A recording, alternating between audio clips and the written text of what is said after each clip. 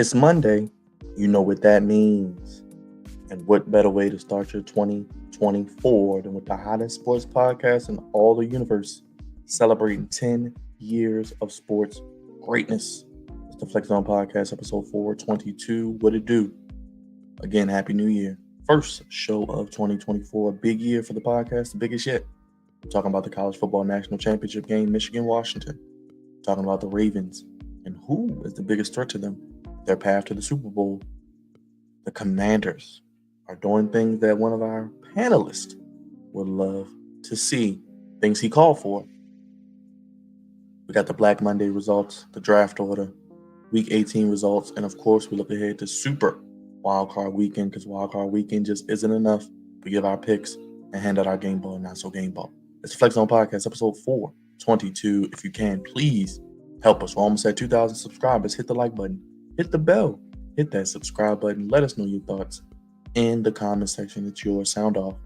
Episode 422 coming to you right now on the Flex Zone Podcast.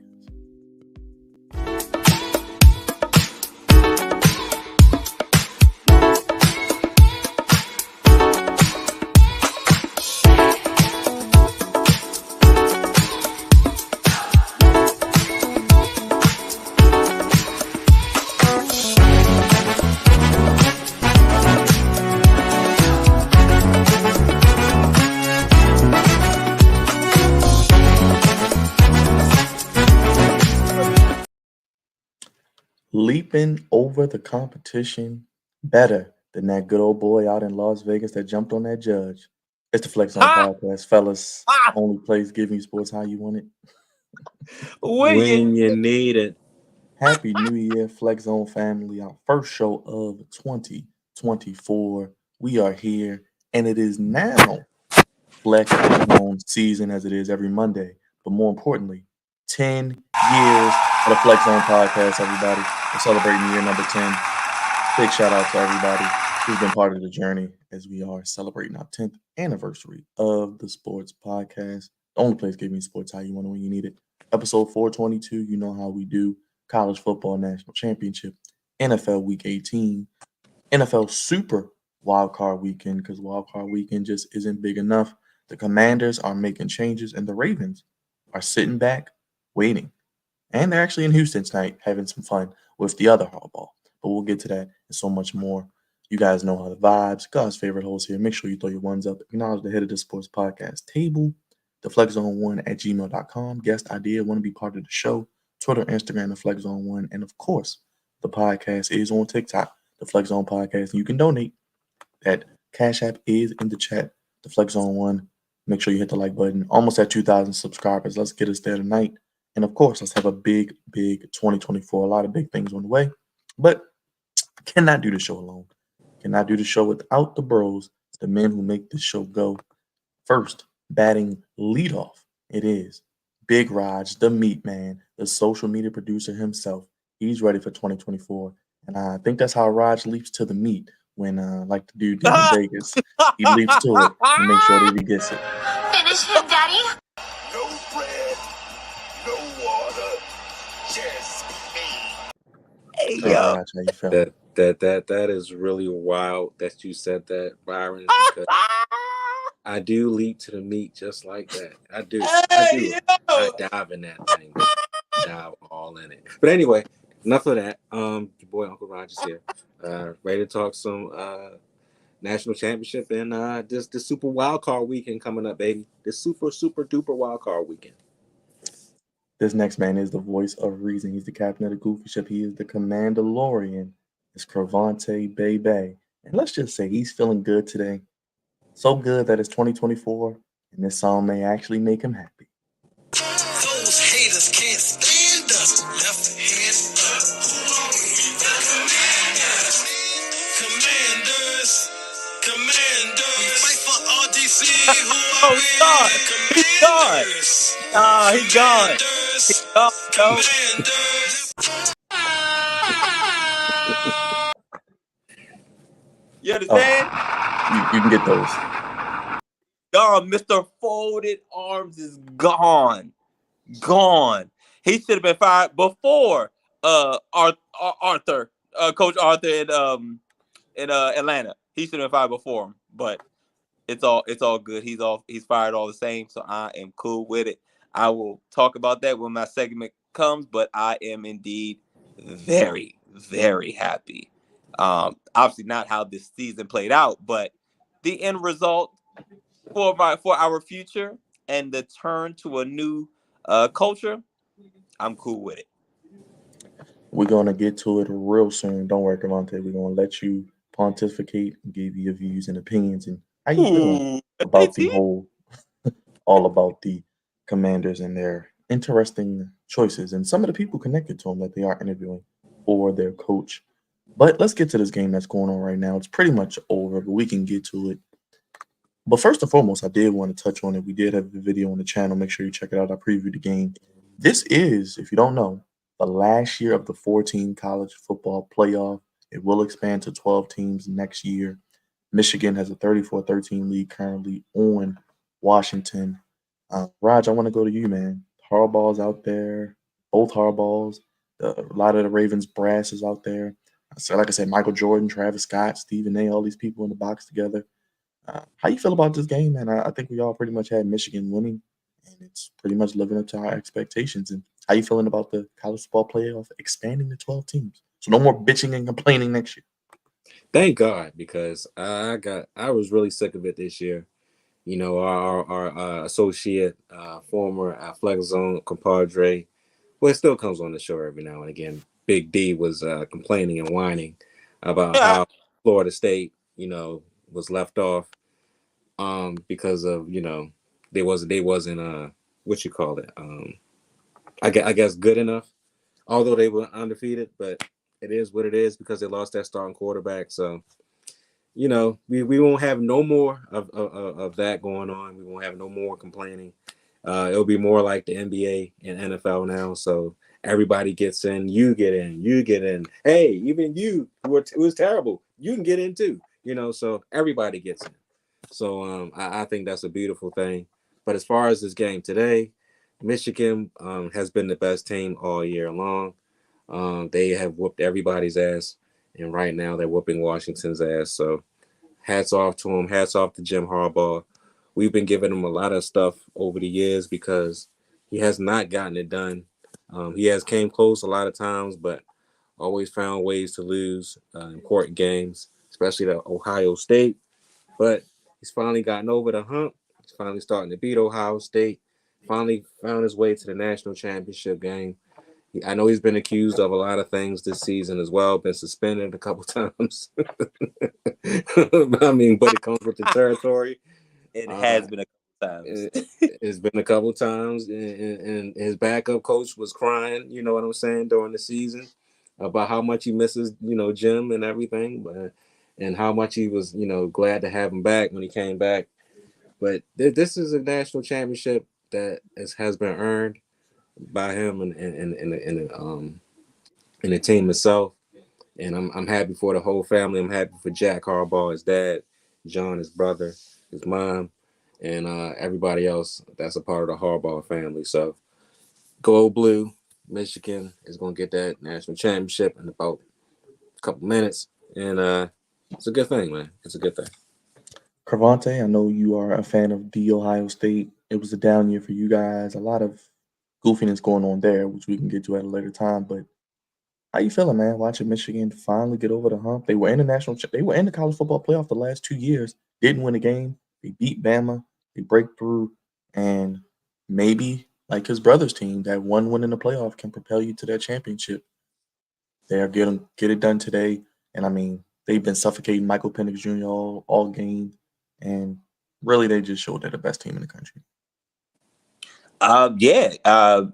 Between what you just said and what Rod just said, I echo everything. Michigan has been the best team. Well, but between them and Georgia, they were the best two teams pretty much all year. And the best thing that happened to Michigan was Georgia spilling the tea in that SEC championship game, because that would have been a hell of a matchup. But Michigan was very consistent all year, and I know, like Rod said, they been accused for quite a few things. Jim Harbaugh out here getting suspended. If the rest of the NCAA has something to say about it, they try to impeach him. But he's been very, very consistent as far as his in the rivalry with Ohio State. You literally, I think in that contract to be a head coach for Michigan or Ohio State, they have their own clause. You need to beat Ohio State. Like that's what all this boils down to. Yes. We won to be in the college football championship. I mean, college football playoffs and compete for a championship. But God damn it, you better make sure you beat the other team. And the rivalry is real. SEC's been there. He's been more and more successful. Marvin Harrison wants to mess around and come back just because I don't believe he's beaten them in their head-to-head matchups. But we all know Jim Harbaugh is very, very animated. He coaches with a lot of passion, and he gets results everywhere he's gone. He gets results. That's why he's a hot head coach. He's a hot shot head coach to come back into the NFL. There's a various number of jobs that's available to him, and he literally will have a pick at the litter. I mean, Bob Myers. If y'all didn't know, Bob Myers is on our staff. He reached out to Jim Harbaugh's agent. Now, obviously, Jim Harbaugh's a little busy, so we didn't expect to answer real quick. But we in his DMs, we in the messages. You understand? Said trying to see what's up because Josh Harris said he got no problem with the bag, huh, Raj? No, we got no problem with the bag. All right, new ownership, new money. What's up? So he has to pick at the litter. He gets a championship at Michigan, and he has a shot. And he has a chance to come back to NFL and get a shot at that ring that slipped by him. Oh, so close against his brother. But I think his ultimate goal is to come back to the NFL. But what he's done in Michigan is phenomenal, and I'm willing to overlook the goofiness that he's been involved in because Michigan, no matter how you slice it, they're better. they were the better team pretty much the whole year. And let's real quick touch on that Jim Harbaugh aspect. Where do you guys think he goes? I mean, what better way to say F you and put a middle finger up to the NCAA? You suspended me not once, but twice. You didn't want me on the sideline. I come back for the playoff. I beat Alabama, your lovely Crimson Tide, Rod and Dre, and America's favorite. And then I beat Washington, who was kind of like the Cinderella, the darling, who kind of came out of nowhere this year. Hired an LA-based agent, apparently. Apparently told his secretary, pack up all my stuff. Chargers, let's not forget, he did start his coaching career in San Diego. He also played or coached with the Raiders as well. I think the Bears' job is safe because I think they're going to bring back Eberflus with the way they finished the season. But where do you think he goes? Where do you think he goes, Cravante? I mean, Chargers do have Justin Herbert. The Raiders, they play hard. They don't have a quarterback. They play hard. I would like to see Antonio Pierce get that job, but that's just me. How you feeling about Jim Harbaugh? Where does he go? I mean, does he go to the Commanders? Hey, listen, we want to talk about a culture change. I wouldn't mind it. I would not mind it at all. But being realistic, LA is the most attractive job right now for a head coach and or GM because they have the guy of the future. They have their left tackle. They have some names on defense, but they probably get rid of most of them because they didn't put out. Hold on. Excuse me. Defense is just a bunch of names. But I think the LA job is probably the most attractive, and since Jim Harbaugh will have his pick of wherever he wants to go, the best option would be in LA. Great weather, great quarterback, great left tackle. I mean, you have it all right there. You just got to revamp the defense, and maybe they just need to hear a different voice because the other guy had the job a year too long. If you ask me, but don't get me wrong. Again, I love him with the Commanders, but his a good shot at the ring would probably be in LA because Jim Harbaugh is worth a few wins, and he's proven that he can run an organization, a professional organization, doing it his way. Now, another reason why I think it would be the best job for the Chargers. The Chargers would be the best job for him is because they don't have a head coach or GM. And Jim Harbaugh is probably going to want player personnel control and basically that type of control of the team, like similar to what Bill Belichick had and Ron Rivera really had. And being that the Chargers had fired their head coach and GM, that probably is the ideal spot. So they probably wouldn't even have to hire a GM because Jim Harbaugh would just hire his guys and do it all. Everywhere else is like, I don't know what ownership would be cool with Jim Harbaugh coming in and pretty much taking over because he really don't want to. He really not trying to answer to nobody. You know what I'm saying? He has a proven track record. So a hands-on owner wouldn't be a good fit for Jim Harbaugh. Raj, let's get your thoughts on Harps. Big Harps, I guess. Is he the older brother? I think he's the older brother. He's the older brother. John is the younger brother. My thoughts is this. I think he has an option of 2 teams to go to. The Chargers is an option, maybe option number 1, because they do have everything. But even though they do have the quarterback, I don't trust Justin Herbert. I really don't.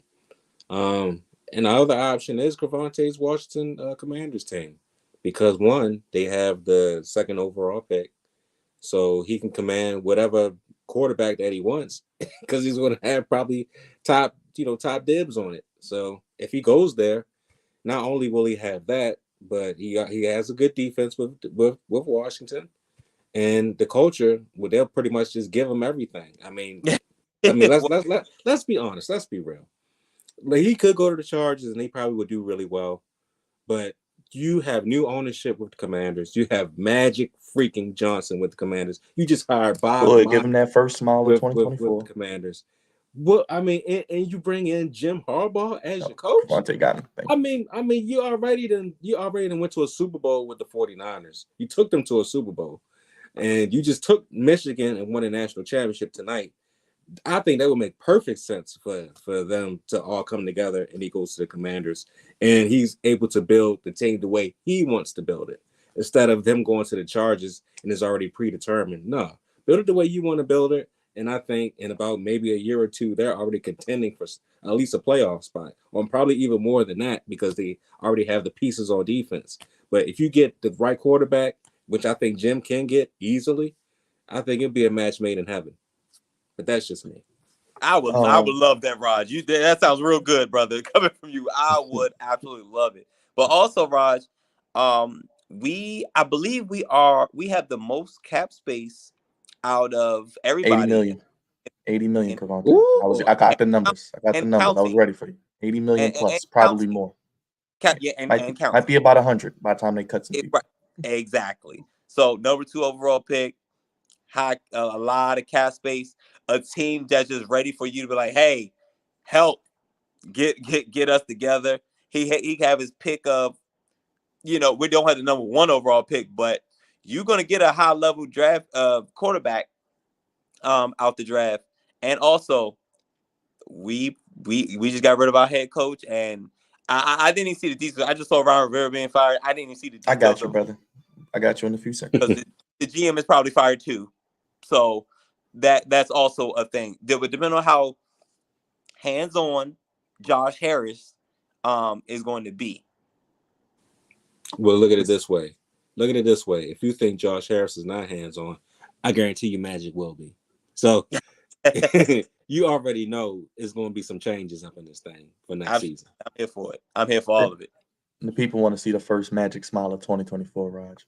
No Cavante game. There you go. Thank you. There you go. There's a magic. Let's get to those Commanders. Perfect little segue there. Commanders. The Washington Commanders. Cavante's Commanders lose to the Dallas Cowboys in the season finale, 38-10. It wasn't much of a game.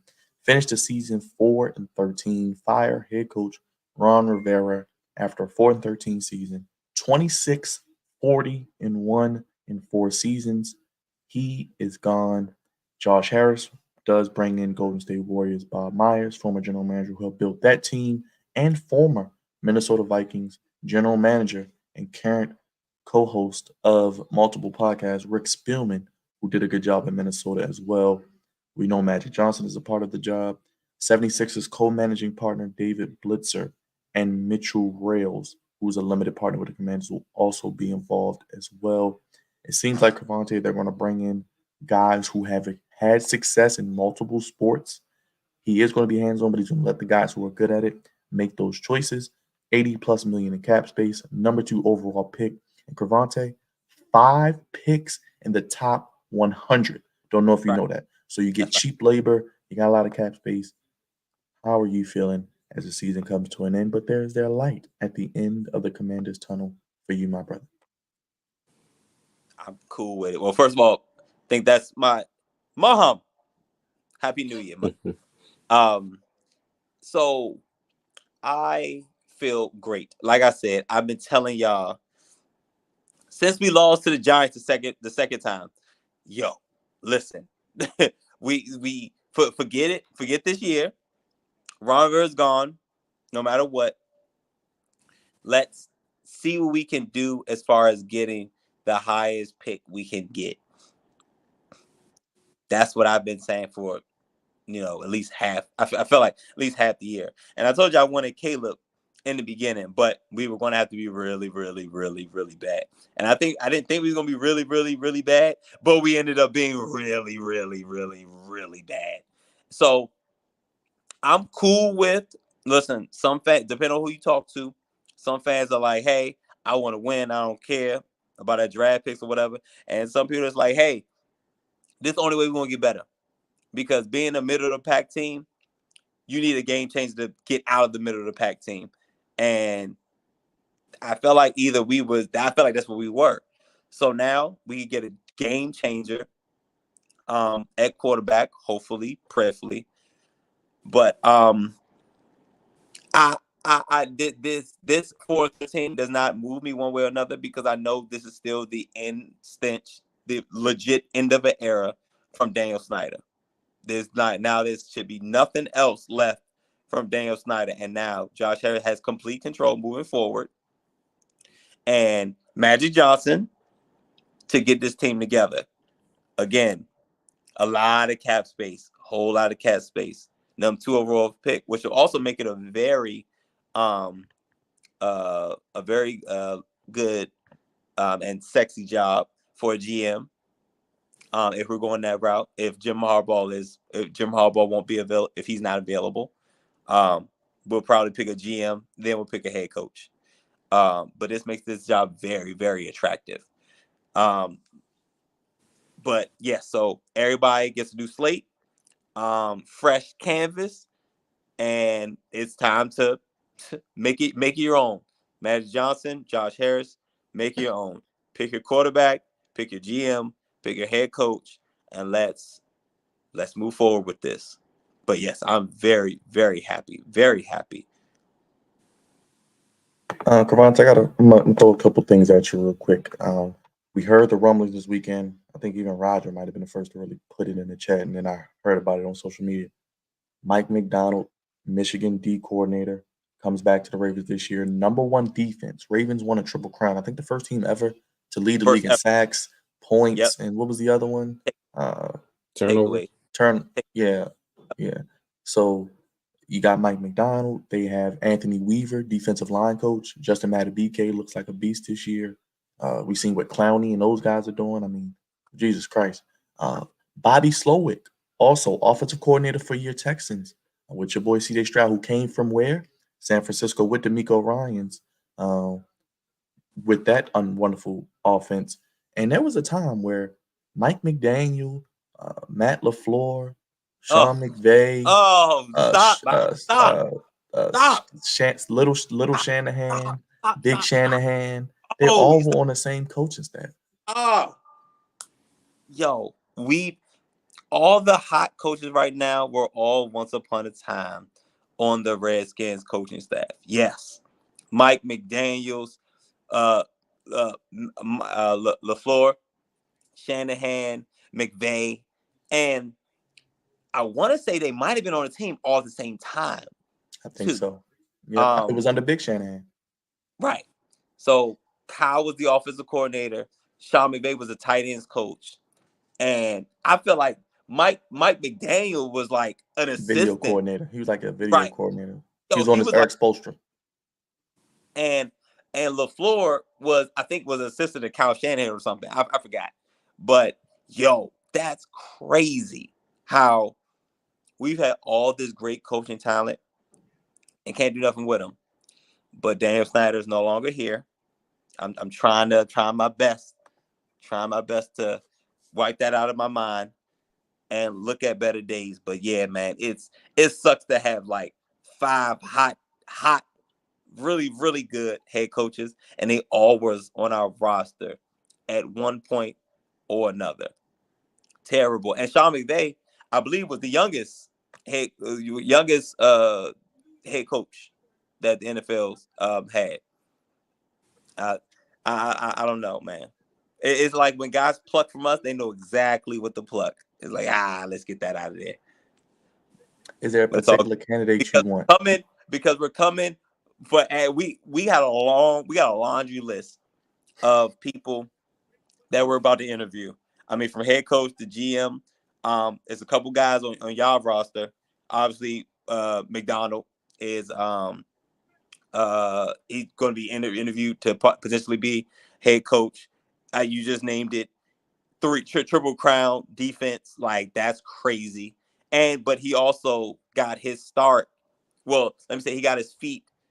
He put his skin in the game with the Ravens. Left, came back, and boom, picked up right where he left off. And I don't know. I heard this story that Jim Harbaugh asked his brother for some assistance. He was like, man, I need a guy. And he gave him, was it Minster? Was it Minster or McDonald? You mean I forgot. You mean from Michigan? Yeah, but they were on the Ravens coaching staff. But you talking our defensive coordinator, right? Yes. It was McDonald and it was another guy. It was McDonald. But he gave us Mike McDonald back. No. Oh. When Jim Harbaugh was struggling in Michigan, he called his brother like, "Yo, I need some help." And he gave him McDonald. He gave him McDonald, but it was between McDonald and the other guy. But McDonald was the choice.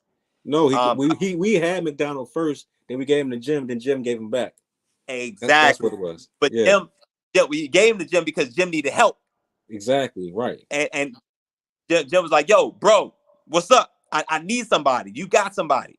He said, "Yeah, I got a guy. Is it between him or him?" And McDonald's one of the choice. But I forgot the other guy's name. But McDonald was obviously an amazing choice. So, which means he's up for a head coaching job. You guys have Joe Ortiz, director of personnel. Yep. You have another guy, assistant head coach, D-line coach. Anthony Weaver. There we go. Yep, Anthony Weaver. And because I don't know if y'all know, I said this before, Josh Harris said he wants to model his organization after the Ravens. And I said, well, goddamn it, Josh Harris, I like how you're talking already. Obviously, we got guys like Ben Johnson, who's a hot guy. Bobby down in Houston. Raheem Morris, DC and LA. He used to coach with us back in the day. I believe he was our DB coach back in the day. And a couple of guys, but it's gonna be interesting. You see, it doesn't take time at all. We should have our GM by the time the Super Bowl comes. You know what I'm saying? Possibly our head coach too, which would be great because that's more time to get everybody prepared for the draft. Because this draft and this offseason is going to be huge moving forward for the Washington Commanders. We'll leave it there with the Commanders, but we'll definitely have more news once it comes out on the Commanders. Let's go up 95 to the number 1 seed Ravens, who the Commanders are trying to model themselves after Raj. How you feeling, man? Raj, it's Super Wildcard weekend, and the Ravens are chilling. Who I mean, would you like to see them face? And any concerns, as we talked about on the post-game show, after letting it settle for about 48 hours now? well, there's always concerns when it comes to the Ravens. Um, as far as interior defensive line, that's probably the biggest concern that I have when we do play in our divisional game, because people, running backs seem to just be able to run on our run on our team, and we didn't get anything to address that. So I mean, that's probably a big concern for me. The rust factor, of course, as well. Although I heard Michael Pierce on the fan today, he said that they're doing something different. I think they're having a stadium practice and some other things during the next 2 weeks to help with that rust. So they're listening to everything right now. So they're going to be mindful of that. Also, the offensive line probably will be the second thing to worry about a little bit too, because we already know how Stanley and Morgan Moses can be. Sometimes they're on, sometimes they're not. But other than that, man, I mean, of course, a lot of people are getting interviewed, this week and probably next week. Well, not next week. I'm pretty sure this week. I think all of our coordinators are going to be interviewed. I think Todd Monken has an interview with the Panthers, and I think, we already know Mike Don't McDonald. do it, Todd. Don't do it. Don't do it. Mike McDonald's going to be. Oh He's going to be gosh, gone. yeah, Todd, don't, please don't. Oh gosh, please, Todd, I don't do agree. it. Please, Do please that don't one. do that. Might get a drink thrown on you. And look, it's just going to be. This is the year that we're going to have to win, because it look like the whole team or the whole staff is going to be out of here.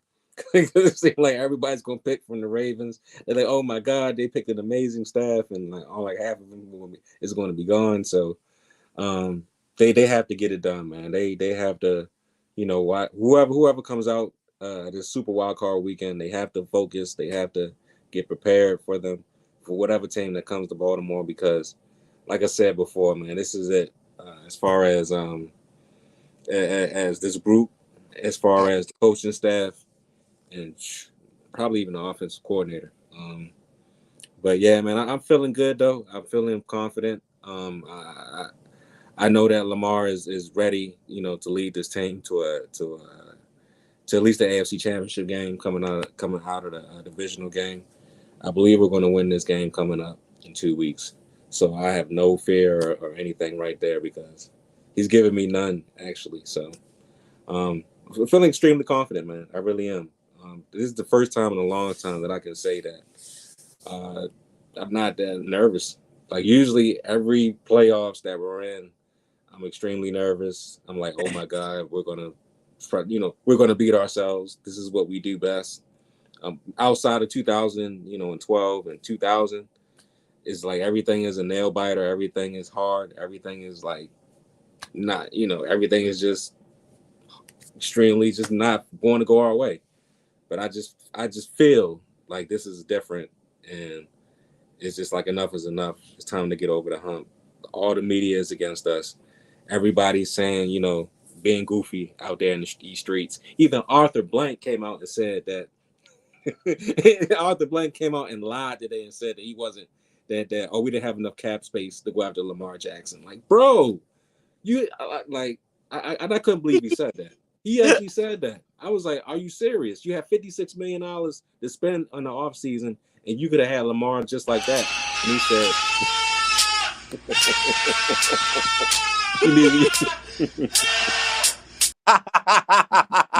yes, he needs his ass whipped, man. But I mean, it's just stuff like that for real. It's just nonstop. It's like something always goofy is coming about Lamar Jackson. It's just like they won't leave him alone.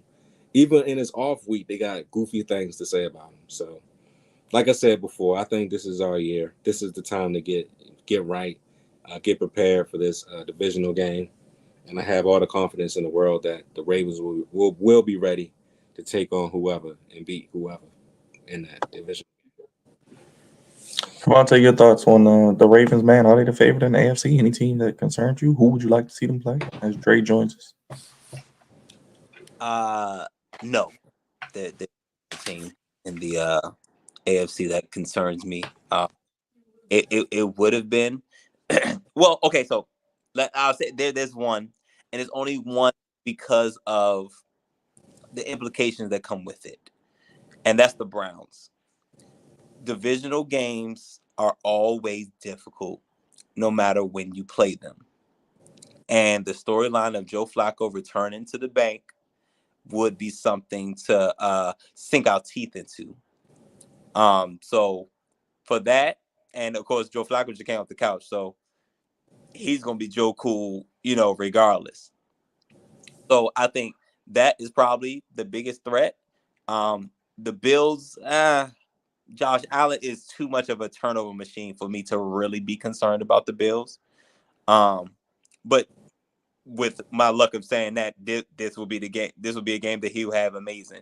But hopefully, he have amazing game this time instead of when he actually plays the Ravens. I can't go with my guy Patrick Mahomes because he don't have no dogs on the outside. He just does not have it. So I would say the one concern is the Browns because their defense, even though the Ravens are the number one defense, the Browns defense is not any slouches. And of course, Joe Cool knows the stadium pretty well. So that would be my only concern. And on top of that, it's a divisional game. Play a team three times, wacky things happen. So I would say the Browns would probably be the concern. And go out on a limb, I like the Browns and the Ravens in the AFC Championship. Throwing that out there. Well, Ravante, if the Browns win, they would play in a divisional round. Yeah, if the Dolphins or the Steelers don't win, which is not going to happen, by the way. Spoiler alert. Well, shoot, divisional. It's not a prediction. What? It's a spoiler. It's a spoiler. But hey, the Browns might not make it either. It's CJ Stroud playing the way he playing, so I don't know. I mean, that game is a little bit more unpredictable. That is true. He didn't play when they played last time, 2 weeks ago. He didn't play. So we'll see. Let's get Dre in here. Let's get Dre, the Flex Zone Messiah, the head of the Flex Zone table, the tribal chief, the hardest working man I know, the man of 1,000 nicknames, the proud Eastside savior, misbehavior. And for over 10 years, he's been, along with Cravante, the co-curator of this here podcast. I know he's happy about the 10-year anniversary. He's going to probably say something about it. It's my boy, my brother. He just celebrated J5, and he was shimmying better than Steph Curry out there. I had to tell my brother, Happy Founders Day. I always try to show love to him. I know he's out there having a good time doing what he does best. But he's back, ladies and gentlemen, the dean of Balso Hall University, my boy, Mr. Morgan State University, Drizzy Dre. What's going on, my brother? Happy 2020. Thank you, Byron, as always, for that wonderful introduction. Yes, 10 years coming up, trying to work on something special for the Flex Zone. So stay tuned, y'all. Also, yes, happy J5 to the greatest fraternity known to mankind as Kappa Alpha Psi. I had a lot of fun over the weekend with my great fraternity brothers. Get that camera off of Ross. This ain't his house. This ain't his house. I didn't see. Yo, go back. This ain't his house. This is my time. Dre, real quick, Dre, we were looking for you in that picture because I told Raj, I had Stephen A, Derek Jeter, Travis Scott, Desmond Howard, missing somebody. Was Jordan in there? Yeah, Jordan was up there. Yeah, it was all the big boys. I was just waiting for Dre up there. There you guys go, man. But a lot of those brothers you named were Qs. So I got my own brother who made the wrong decision. Nevertheless, you know what? Since we're talking about D9, let me give a quick shout out to the men of Phi Beta Sigma because their Founders Day is tomorrow. So our good friend and brother of the show, Daryl. So I know he'll be celebrating, and then the Deltas are coming up on January 13th. So happy early Founders Day to those great women as well. You want to start with the national championship real quick, Dre? I know you weren't on. Your thoughts on Harbaugh winning? I mean, Michigan smashed them and stacked them like Roman Reigns. I was getting ready to say that, man. Took the words right out of my mouth. You talk about he called his shot. We already knew what it was. We knew the ass whooping was coming. So it literally came in the avalanche. You could just see in the opening quarter when they were up by 14, and the way they were just running the football. I mean, how do you have 240+ yard touchdowns? It's just utterly amazing to me. And then somebody probably made the call and then was like, look, we got to tighten this thing up. But then they was like, look, after a while, we just got to do. Michigan said, well, look, we're going to do what we do. We're going to smash them. We're going to stack them, and we're going to pin them. And that's what they did. So I don't think that at this point, Harbaugh's got his championship. There's no need to come back and face punishment from the NCAA. And honestly, but why would the NCAA have sanctions on this team?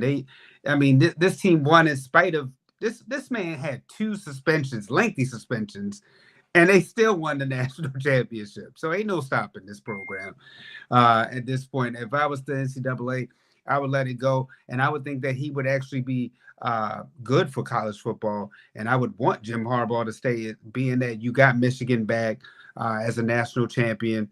You had Alabama in there. You had Texas in there in the college playoff. This thing is only going to expand next year, which means it's going to get better and better. You were able to put eyes on Michael Penix Jr. Out of Washington. Though Washington, they weren't able to score, though. They've had some really good games. This has been a great season for college football, I think. Having some real good games, such as Washington and Oregon. You've had Deion Sanders come along. Texas coming back to be of emergence. Florida State, though they didn't get in, they still had a really good season.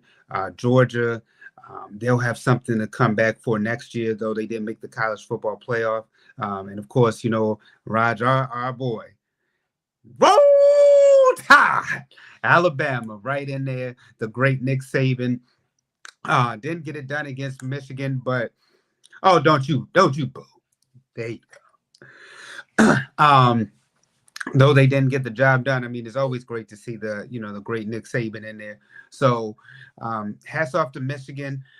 You saw John Harbaugh was there with his brother Jim. So that's one half of the brothers. Again, the finishing, as we like to say, in with our wrestling side of the podcast, we always like to say, finishing the story. So one brother finished the story. Now it's time for the other brother to go ahead and finish his story. So hats off to Michigan, and just an overall great, I think, season for college football. And we're going to have some debates coming up about the draft and the quarterbacks coming out. But like I said, overall, though, I want to give a special shout out to Michigan and hats off to them for a great season.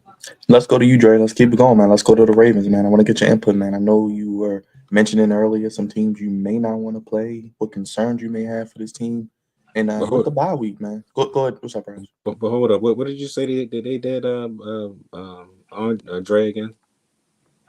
Oh, did I say who did? You said they finished them, right? Oh, I said they smashed them, they stacked them, and they pinned them. Finish him, Daddy. That's what they did.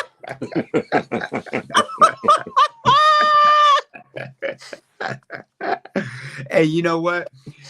On the real, the way that they was whooping them and running up and down the field on them, they might as well call them daddy, because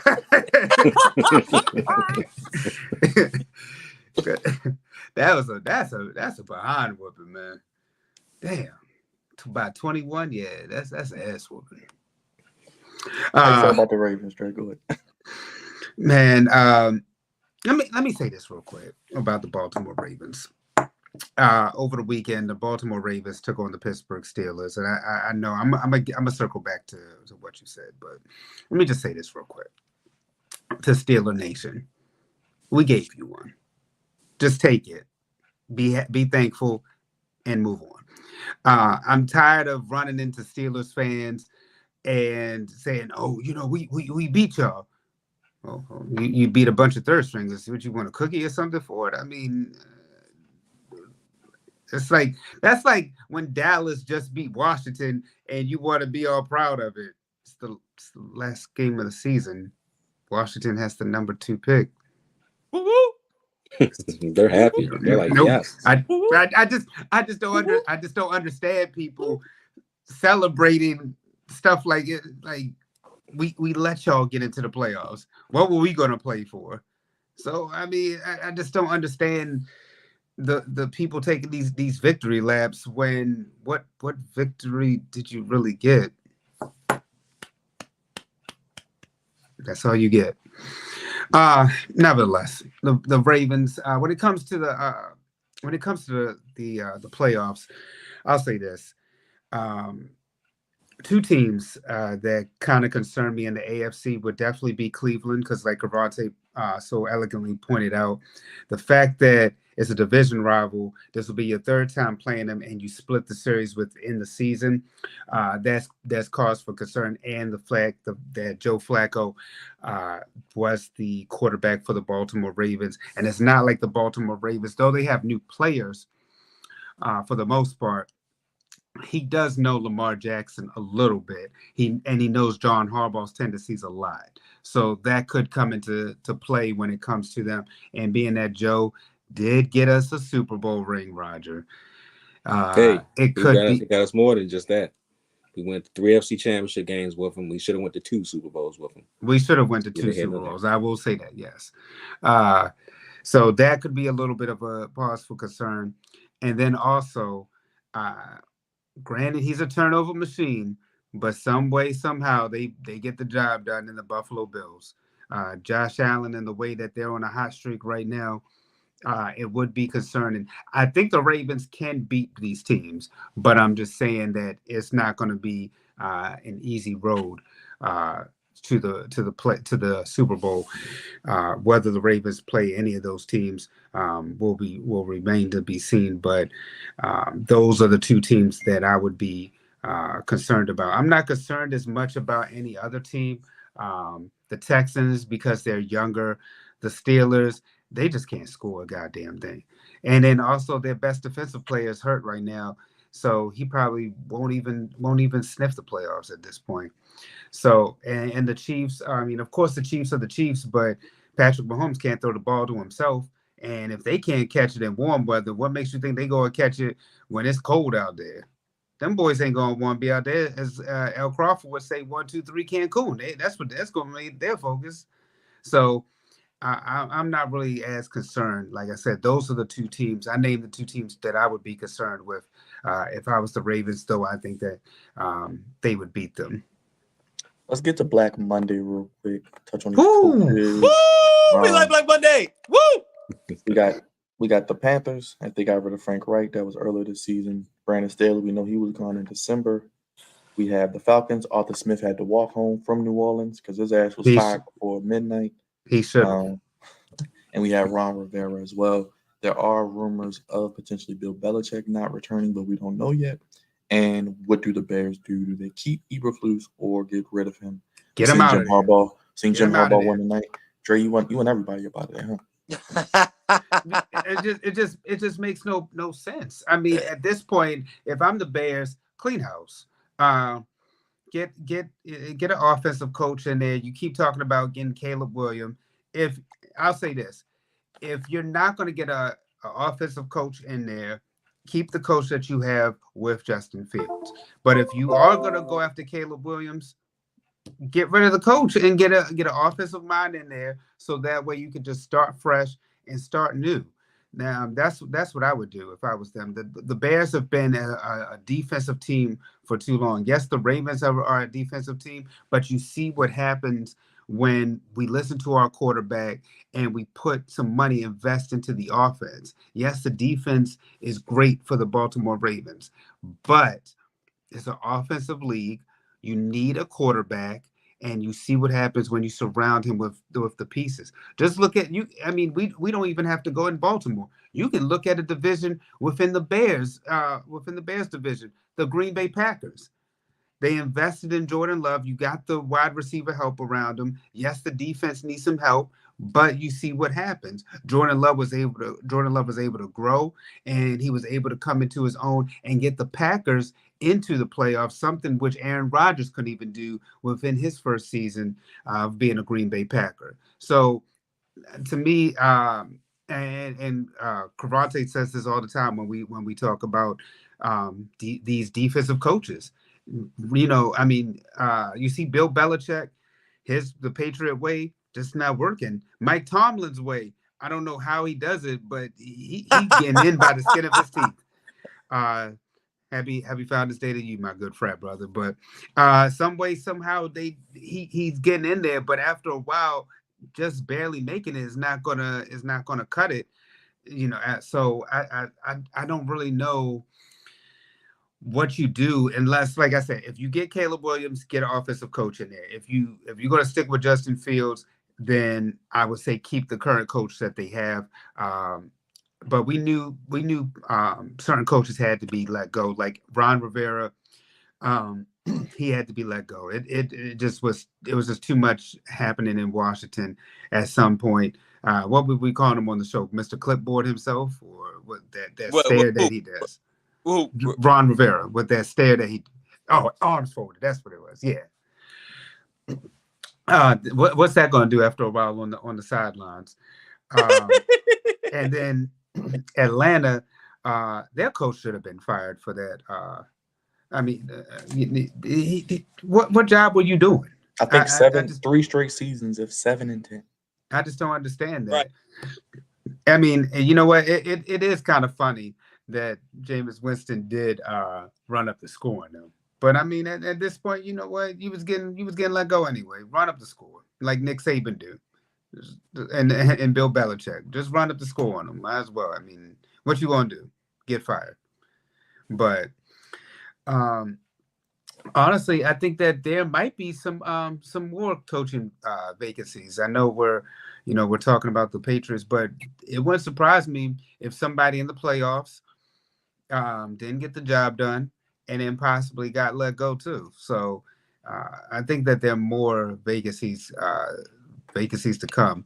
But it starts off with you have to have the quarterback right, and whoever gets the Chargers job, whether it be Belichick, whether it be Harbaugh, Ben Johnson, it could be Eric Bieniemy, we don't know, but it has to be. I think it should be an offensive-minded coach that gets in there, and that's a situation where you already have the quarterback as opposed to you drafting or trading for a quarterback. I think that whoever gets that Chargers job, they have to get the coach right and then be able to be on the offensive side. Stop hiring defensive coaches because you see what happens. Yeah, if Mike McCarthy loses, he's gonna get out of there. Dre, I agree with you. If they lose, they fire McCarthy. They can't. The Cowboys can't make it less than the NFC Championship game. They're like the Ravens. At this point, it has to be at least conference championship game or bust. Go ahead, Cravante, just get in there real quick. Real quick. I got one of my guys who's in he's in the football world. Inside scoop is that McDonald is the front runner for the job. Speaking of defensive-minded head coaches, because I'm inclined to believe, Dre and we've been talking about that for a while. I don't think defensive-minded head coaches adjust on the fly well when it comes to quarterbacks. When it comes to one, the offensive line, and two, quarterbacks, especially when they're in a slump or when they're hurt, and the quarterback number 2 is in there. They typically don't do well with adjusting. Similar to unlike Kevin Stefanski, what he's been able to do with the Cleveland Browns is very, very is crazy. We see the struggles of Bill Belichick. We see the struggles of Brandon Staley. I would like, especially with a team that's has a new is about to get a new young quarterback. I typically like my guys to be offensive minded, but it's not offensive defense, special teams. It's the right guy. whoever the right guy is the right guy, and it'll show. But for the development of a young quarterback, I typically like the lane offensive minded. And Ben Johnson was my first guy that I had on my list, but it looks like McDonald may have, may have his pick. I'm sure he this is not going to be the only interview he has, so he'll have options as well. So it's still very early, but it looks like he's our front runner right now. Raj, thoughts on Black Monday? I have the same thoughts I have every Black Monday. You know, they deserve to get fired. So, I mean, a lot of these coaches were trash this year. I mean, Josh McDaniels, we already know what he was about when he was with the Broncos. Same thing with the Vegas Raiders. He was garbage. Frank Wright, I mean, I thought he got a raw deal and with the Panthers. But yeah, he did. He shouldn't have went there to begin with. Either way. Brandon Staley, we knew he was garbage for the last 2 years, and I don't understand why he didn't get fired after the season last year, but that's neither here nor there. He's gone now. Ron Rivera, he should have been fired 2 years ago as well. That's another one that always been folding his arms like this and not been getting the job done. So it is what it is. Bill Belichick, he might come back, he might not. He said he's willing to, give up his GM power for the Patriots. We shall see what happens with that. But like you said, McDonald, he probably will be a coach on somebody's team real soon.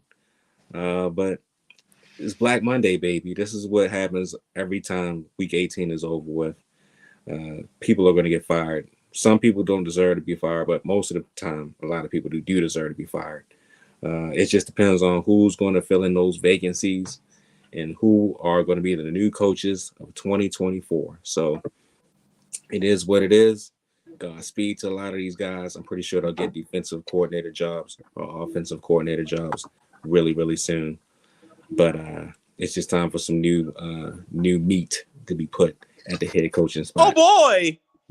Wow. Yes, if you guys can. Yeah, go ahead. Shout out to Henry the Man for checking in from the Audio Infusion on WEAA. Appreciate you, man. Word. Big shout out to you, Henry. Man, let me say this though.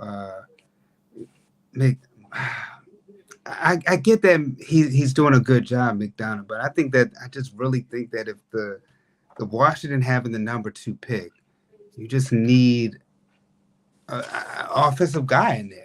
Raj made a case for Harbaugh. Yes, I think Jim Harbaugh should get it. I could see Harbaugh there. There's rumors about Bill Belichick too. I'm like, come on now, like no.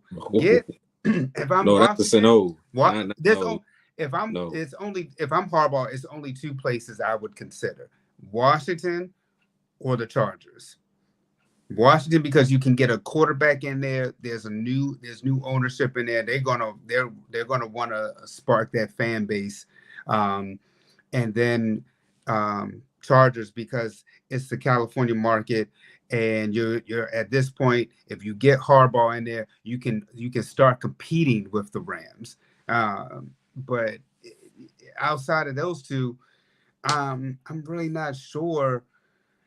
Maybe the Bears, maybe, but they I still gotta trust management in the GM over that in that situation, and the Raiders. I think it should be AP. He should be the one to get the job. If they don't go with AP, then the Raiders are going to continue to be a failure like they've been from me since really our childhood. Since 2002. I mean, that's what I said. Basically, our childhood, even to now, I don't remember the Raiders being that good after the Tuck game. So they, I think the way that they were trending, give AP a chance, get a quarterback in there, and then let's see what he does. But there are just some jobs where if you're interim coach, like right now with Michigan, The interim coach that they had while Harbaugh was out, I would consider him as the next head coach, similar to when Urban Meyer was out of there and they got made to be coach for the Ohio State. So sometimes the interim guy is the guy. Sometimes you don't necessarily need to go outside. You can get a guy inside, or don't do like if the Patriots are considering an inside guy, go with Mayo. It's just certain things that I think that you should certain directions you should be going in. Hey, Real, Byron, go ahead. does anybody know the number, the record, I guess, for the number for head coach being fired in season? Is that do we have a record of that? I do not. I could try to look that up. I Because want to say 9. In season? Oh, in season. You might have to ask him. You might have to ask Tony Reale for that. Stat boy. Not Tony Reale. No, well, I'm just saying because we had 3 this year. Yeah. I feel like that's a lot. Yeah, a lot for in season. Definitely a lot. But the Raiders, Chargers, Panthers, Brandon Panthers, Frank Wright. I feel like that's a lot. That is probably the most I can remember in season. Yeah, I don't remember that many ever happening in season either. Let's get to the draft order. You gotta be really bad. We'll try to look that up real quick. The draft order for those who teams did not make the playoffs. Got the Bears, as the Panthers did finish with the worst record, but the Bears had the Panthers pick. Cervantes Commanders at number 2, Patriots at number 3, Cardinals at 4, Chargers at 5, so that's an attractive job with a top 5 pick. Giants at 6, Titans at 7, Falcons at 8, Bears again at 9, Jets, Q, where you at 10, Vikings at 11, Broncos at 12, Raiders at 13, Saints at 14, Colts at 15, Seahawks at 16, Jaguars 17, Bengals 18. All teams in the AFC North finished above 500, by the way. So just put that out there. Real quick, week 18. Let's go over the scores real quick just to get you caught up in case you didn't see what happened. We had 2 games on Saturday. Steelers beat the Ravens 17-10. Texans clinch a playoff berth 23-19 over the Colts. Buccaneers win the NFC South for the 3rd straight year. Shout out to our boy Todd Bowles, 9-0 over the Panthers.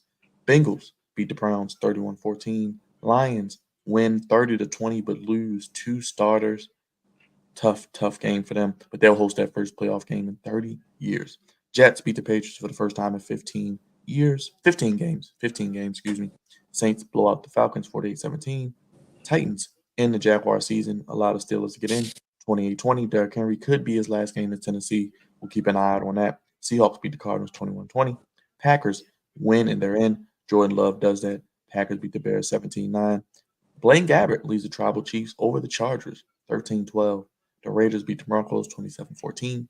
The Giants beat the Eagles, who are limping literally into the playoffs as A.J. Brown and Jalen Hurts are out. Rams beat the 49ers 21-20. Puka Nacua sets the rookie record for receptions and yards. Cowboys beat the Commanders 38-10, win the NFC East. And Bills beat the Dolphins, win the AFC East for the 3rd straight year, 21-14. Game ball, not so game ball, guys. Last one of the regular season before we get to the wild card preview and picks. Go ahead, Raj. I didn't even put no thought into this because we haven't done it in a while. I guess my not so game ball has to go to Tyler Huntley. I can't even say the Ravens offense. I'll just say Tyler Huntley because this was his chance to go out there and start one more time for the Baltimore Ravens. And he laid a complete egg. Now, granted, he wasn't playing with the 1s. He was playing with the 2s and 3s. But still, you have started for this team for the past 2 years in a lot of games, including a playoff game. And to come out there and stink up the joint and miss a lot of open throws that you should have made is just unacceptable. So I would say he gets my national game ball for his last time in Baltimore. But I wish him the best wherever he lands in the NFL. But my game ball probably will have to go to, I guess, the Buffalo Bills for winning last night. Although Josh Allen was trash, in my opinion. I mean, straight garbage, but they found a way to win. They've been finding ways to win almost every week now for the past 5 weeks, and they're getting the job done. So they were trash to start the season, but they found their way back, and now they're the second seed in the playoffs. Go figure. So the Buffalo Bills get my game ball, although Josh Allen, in my opinion, is complete utter garbage, and we shall see what happens to them. They might lose to the Steelers, but we'll see. Go ahead, Tracy J. Uh, what my brother likes to say: start low and high. Um, I'm gonna go with my not so game ball. You know what? I'm gonna go with what you know what I mentioned it earlier. I'm gonna say my not so game ball goes to the Saints. Running up the score on the Falcons, though, it was kind of funny. But the reason that Jameis Winston just came up with made absolutely no sense. They were up 41-17, and instead of running out the clock with a little over a minute left in the game, decided to score another touchdown to make it 48-17. I would be pissed too at that point. It's like, what was the point? But that's so bush league at that point. In this point in the season, what are you doing? So that's my not so game ball. I want to give an honorary game ball. I didn't do this, and I've been meaning to do this for the show.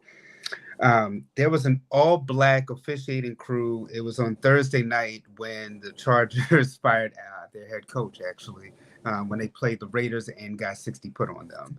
But I just want to give that a quick shout out because that was the first time that they had an all-black officiating crew. So they get my honorary game ball, and then my game ball actually goes to the AFC North, because they're the second division ever where every team finished with a winning record. That has not been done since the 1935 West Division.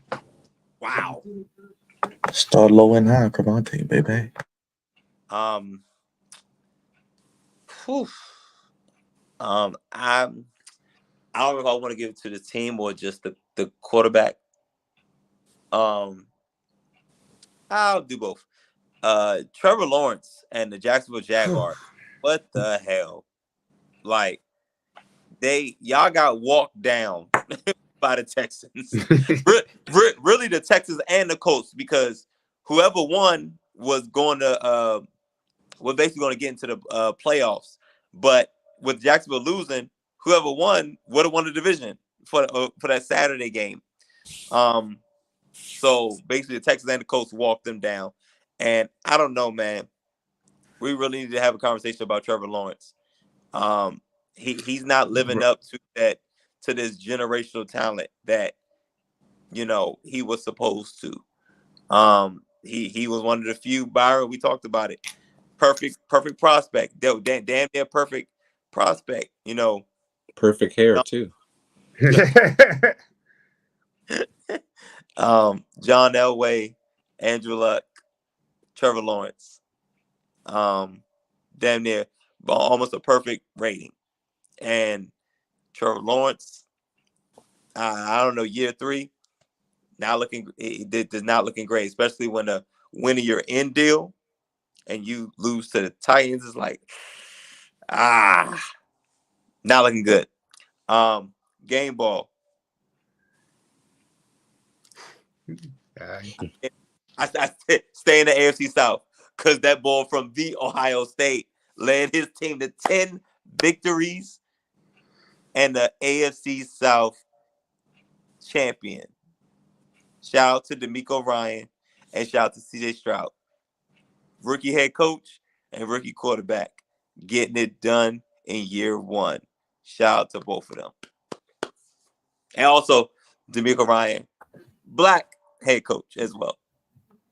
Yes. And honorary not so game ball to the Eagles as well. To start 10-1 and to literally lose the division. No back-to-back winner for the NFC East yet again, Cravante.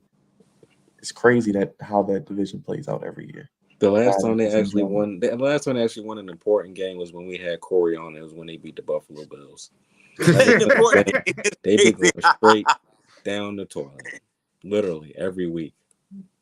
Yeah, to start 10-1 and not really be able to clinch home field is ridiculous. I don't get it. And then the 49ers whooped their ass the week after. And like you said, it was just all downhill after that. You guys ready to get in? Go ahead, well, let me say this. I mean, you're saying that about them, but I mean, the Jags and the Dolphins also just blew. But the Dolphins injuries, bro. The Dolphins, they got Ravens type injuries like from a couple years ago. They do, but still, I mean, the Eagles don't have no excuse. They was in the Super Bowl. They was 10-1, and they should still be rocking and rolling. They have been playing average football all season long, lost their and I was caught up to them. The Dolphins had injuries. The Jags, I just don't know. And then also to Cravante's point when he talked about Trevor Lawrence.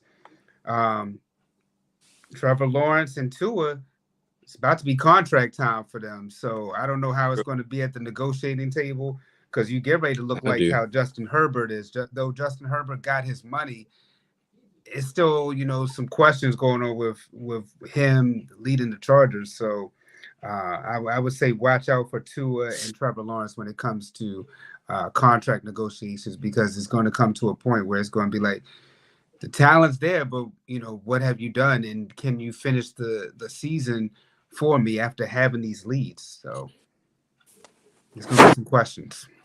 Before we get to the Super Bowl call weekend picks, do you have the regular season results? Yes. So, so our regular season picks, I'm gonna start low and end high. For week 8. Well, do you want the weeks we were gone, or you just want the final week? You can just do the final. Okay. The final week is Byron, you went 10-7.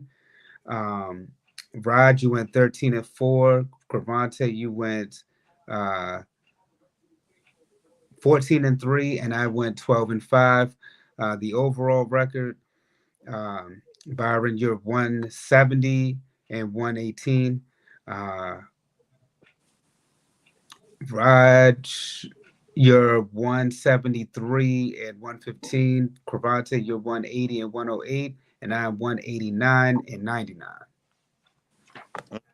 So you cheated to win, basically. What do I need to cheat for? Good job, bro. Good job, brother. Thank you. And don't you do that.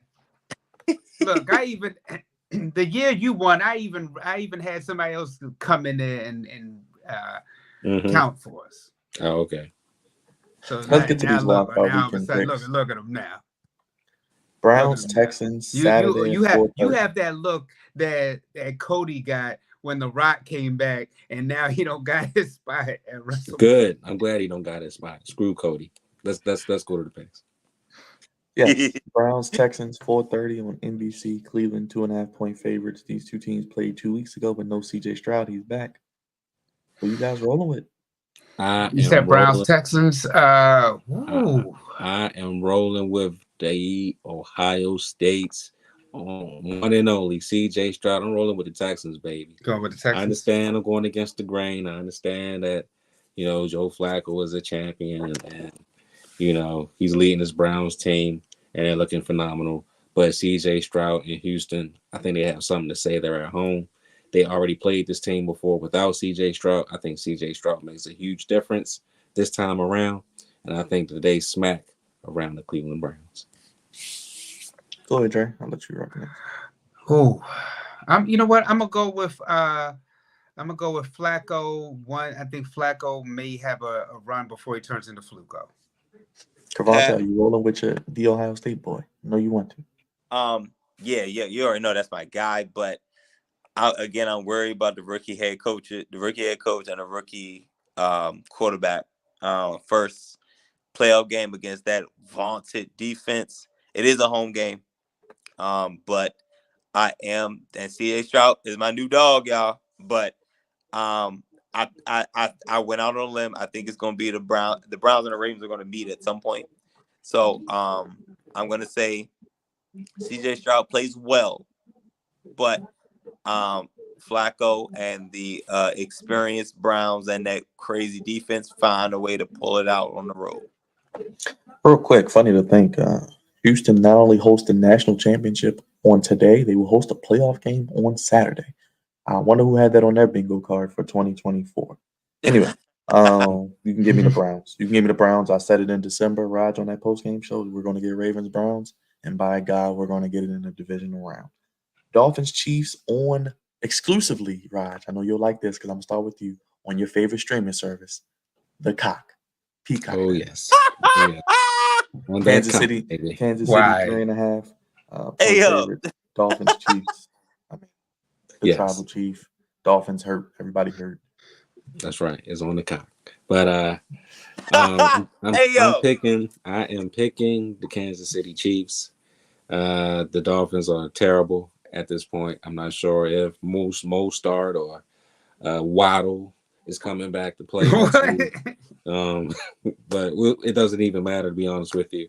There's going to be, 0 degrees out there? So I'm picking the Kansas City Chiefs. So I mean, I'm not.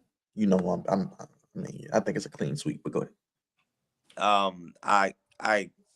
The Dolphins and the Eagles are limping into the playoffs, and that's just not what you want to do, or that's not how you want to look going to the postseason tournament. So I'm going to go with the Tribal Chief Look at you coming around talking about the tribal chiefs to win home. Because we're talking. Hey, you already know I'm gonna roll with Patty Mahomes until I can see somebody knock him out, and we damn sure know after Sunday Night Football it ain't gonna be the Dolphins. Steelers Bills 1:00 on Sunday. I mean, Dre, I'll start with you since you're on the screen. Steelers can't score. Bills 10-point favorites, by the way. If you're betting. Oh, look, this is one case when I'm taking the over. They just 10 points, please. They gonna do more than that. Ain't no TJ Watt out there either. What? Man, give me the Bills, man. Yeah, give me the Bills. I want the Steelers to get their ass whipped. I know they were shouting out, come in your trap, take over your trap. Well, they're not coming in Buffalo's trap. They're gonna get kicked out the trap, beat down in the trap, and then sent back to Pittsburgh, trapped up, if you know what I mean. But it's a wrap for Pittsburgh after this weekend, and I can't wait to say na na na na, hey hey hey, goodbye Pittsburgh. That's it. Great season once again by Mike Tomlin, doing the absolute most with least, with the least. But I think when it comes down to it, I don't think the Steelers can score when they need to. The only way they win this game is if Josh Allen literally and figuratively throws the game away. And I don't think he'll be that bad. I'll roll with the Bills. You know what? Fun fact about Mike Tomlin, he actually surpassed Bill Cowher for the most 10-plus wins with the Steelers, actually. Interesting. Yes. As I told Raj one week, he's literally his character on Power. He somehow gets in effed up situations and wiggles his way out every time. I don't know how. Raj, let's start with your boy, Mr. Love. He goes to Dallas Sunday, 4:30. Dallas 7.5-point favorites. Mr. Love and LaFleur face them boys. LaFleur. You rolling with Speaking Love? Speaking of Mr. Love, I got to give him a complete shout out, man. This brother got me a fantasy football championship this weekend. Been playing his ass off for the last 8 weeks. He's been phenomenal as a fantasy quarterback. But I think it's time for the Green Bay Packers to get a wake-up call. I think Dallas puts their ass on them, literally. And I think they get destroyed this weekend. Now, granted, I think that Green Bay, this is a great season for them because we did not have them in the playoffs, and we didn't know what Jordan Love was going to be, but he's had a great season, his first full starting season, and I think it only is going to get better from here. But this team is young, and Dallas is going to destroy them this weekend. Dallas 16 straight wins at home, averaging over 30 points a game at home. Dre, are you rolling with them boys? Oh yeah, and like you said, 16 straight. Give it 17 straight. Now, if the Cowboys won the road, I may have gone a different way. But being that they at home and they haven't lost, that's 2 years you haven't lost at home. Give me the Cowboys, man. Go ahead, Cavante. Are you rolling Them with them boys. As much as I would love to see Jordan Love have a breakout, amazing, all-time great game and beat the Cowboys in Jerry World, I don't think it's gonna happen. The Cowboys are a whole nother team at home, and I do think they keep their streak alive. So I'm gonna roll with the damn Cowboys. Just Real say quick, them boys. a lot of reunions this weekend. Got Tyreek Hill going back to Kansas City. You have Mike McCarthy coaching against his former team that he did win the Super Bowl with the Packers. And you have Matt Stafford going back to face the Detroit Lions in Detroit, first home playoff game in 30 years. But rookie all-star tight end Sam Laporta out with the hyperextended knee, and Khalif Raymond as well. Real quick, this is my upset pick of the week. I'm going with, say it, Dre. Go ahead, say it for me. That's what I'm picking. I'm picking the Rams. You can say the Rams, the Rams, the Rams. I'm picking them. I'm going with Stafford. He's going to come back and beat the Lions. I just think The Rams, the Rams, the Rams. That's right. I think the Rams have a really good team. Man. That's what I'm picking. I don't know if you're picking them, Dre, but that's what I'm picking. You know what? There's always one upset every playoffs. But this ain't it. I'm rolling with the Lions. I just don't see the I don't see it right now. I know the Rams are hot right now, but I think Detroit it's just something about I think the game's going to be in Detroit. He's ready to bite some kneecaps. Go ahead, Cavante. I'm rolling with you, Byron. I like the Rams in this particular matchup. I'm looking at head coach and I'm looking at quarterback. I take the edge to LA with McVay over Dan Campbell, and I'll take the slight edge over Matthew Stafford. With Matthew Stafford over Jared Goff. That's right. I forgot about that too. Jared Goff playing his old team yep. too.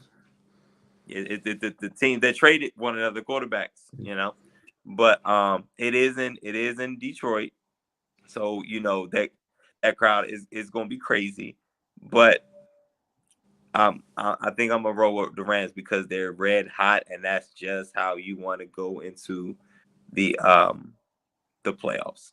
So I think I like this pick, Byron. This is a Sunday night NBC affair. Detroit 3.5, by the way. Go ahead, Raj.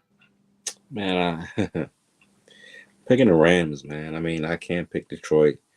I think them playing their starters, I thought that was dumb, especially Sam Laporta. Him not playing, I think is going to make a huge difference for the Detroit offense. We already know Jared Goff we don't know. Well, we already know he's okay in the playoffs, but I just think Matthew Stafford is going to have something to say when it comes to playing in Detroit and getting back to his old stomping grounds where it all started. I just don't think Detroit is up for the task, and I think their kneecaps will be swelled up after the Rams are fighting them off themselves. So, yeah, man, I'm rolling with the Rams. I don't have any faith in Detroit. I thought they should have rested some of their starters, especially the guys that's been going all year. But now they lost their best tight end, and I think it will hurt them in the long run. I'm gonna stay with you, Raj. For the second straight years, the Buccaneers are on Monday night playoff game. Last year they played the Cowboys. Now they have the Eagles. Buccaneers win the NFC South. Eagles limping into the playoffs. We don't know about AJ Brown, and Jalen Hurts apparently has a broke finger or hurt finger. Now this is my upset. Oh, Dre, you jumping off the ledge? Go. I'll let you jump off the ledge. Go ahead, brother. I'm picking the Bucks. You rolling with Baker and Bowles. Hey, tall Bowles, man. We love tall Bowles. Man, and shout out to that brother too, because though he's a defensive coach, we've talked about that's a division we don't really talk about much, but 3 straight years they have won that division. And I wonder what they're going to do with Byron Leftwich. He is still the OC. Is he going to be a head coach possibly? I mean, he should be a head coach somewhere. Leftwich not there. Oh, he's not there? He's gone? He's gone? Sandwich is no longer there. He thought he should, was- but I do say he should be a I head coach didn't even somewhere. realize he left. Okay. Yeah, Well, he was Bulls gone. salty. Yeah, he was gone after Brady. Okay. Oh, well, smart man. I follow Brady too. You going with the Bucks, Trey? Let's go back to you, Raj. Yeah, I'm rolling with the Bucks too. I think it's over for the Eagles, man. Jalen Hurts is hurt, literally. AJ Brown is hurt as well. The Buccaneers are not playing well either, but the Eagles are just terrible at this point. And I just think that the run is over with. You can see it in their eyes. You can see it in their body language. You can see it in the interviews. This team is just not what it was when they started the season. And I think it's wearing on them big time, especially after getting blown out by the New York Giants, who's one of the worst teams in the NFL this year. Yeah, I think it's a wrap after Monday. And I think the Buccaneers put them out of that misery. I don't even think it'd be an upset, Dre. I think maybe a few weeks ago, if we were looking ahead and say, hey, if this would be a first round matchup, if this would be a super wild card matchup, then like, all right, yeah, the Eagles will win. But how they played the entire month of December, it's not looking good. And again, we're looking for the hot teams that's going into the playoffs hot, and the Eagles are not at all. And what is AJ Brown's injury? Was it a knee or something? It's a knee. I thought it was I think it was a knee. Like you said, Hurts got the finger, and then they had somebody else who was hurt out there too. I was like, Devontae Smith, I think, is hurt as well. Yeah, So. like the Bucks, Byron, the Bucks might mess around and be favored in this game. Like right now, Philly +3, Philly -3. I mean, -3. Oh, really? Give me them points. Give me the Bucks and the points. My gosh. But yeah, I'll take the Bucks at home at a very weird time to be playing in Florida. So yeah, I'm going with Baker. I'm going with Baker and Bulls. But I believe there are 3 black head coaches in the playoffs, and they're all defensive-minded guys. You know what? I'm gonna just go down with the ship. Just give me the Eagles, just because I don't know. I don't trust Baker, even though he's had a really good year. He could turn into Baker again and throw it away like Josh Allen. He's kind of cut from that same cloth where they could win you a game, but they could also throw you 3 picks at the same time. I just talked to Darius about his boy Baker. Look, I know he's ecstatic, and like I said, I just don't see it right now for the Eagles, man. That Tampa defense is good, though. Tampa defense is really, really good. So we'll see what happens. But there'll probably be a lot of Eagles fans down there, so it'll be kind of a home game for them. But we'll see. We'll see. I think if Jalen Hurts can play, he'll will his team to victory. He may have to do the Lamar thing where he runs it 20 times and literally they win it 13-10 or something. But we'll see. We'll see. But second round, they definitely get up out of there. If that's the case.